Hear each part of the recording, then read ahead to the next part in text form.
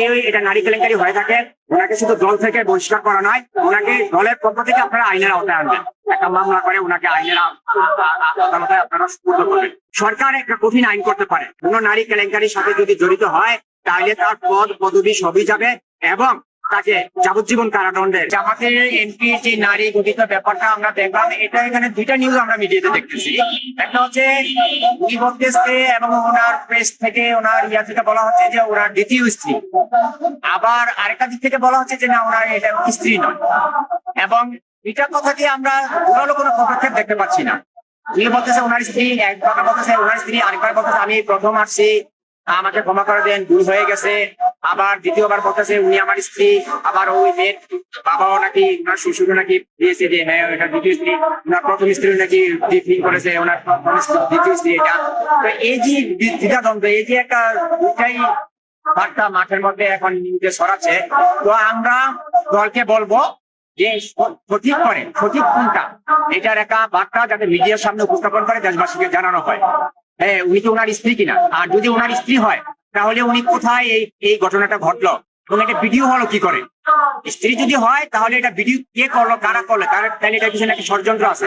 আর যদি স্ত্রী না হয় তাহলে উনি এই কাজটা কেন করলো। একটা দলের প্রধান হিসেবে, দলের একজন সিনিয়র ব্যক্তি হিসেবে, একজন এমপি হিসেবে, সংসদ সদস্য হিসেবে, একজন জনপ্রতিনিধি হিসেবে একটা নারী কেলেঙ্কারি এটা আমরা মেনে নিতে পারি না।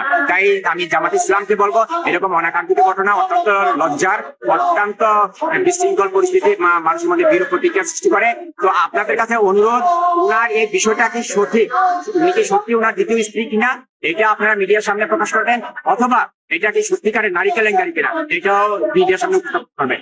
যদি এটা নারী কেলেঙ্কারি হয়ে থাকে, ওনাকে শুধু দল থেকে বহিষ্কার করা নয়, ওনাকে দলের পক্ষ থেকে আপনারা আইনের আওতায় আনবেন, একটা মামলা করে ওনাকে আইনের আদালতে আপনারা সুপর্দ করবেন। বয়স 18-17 বলতেছে, কেউ 18 বলতেছে, বয়সটা যেটাই হোক সেটা কোনো ফ্যাক্ট না।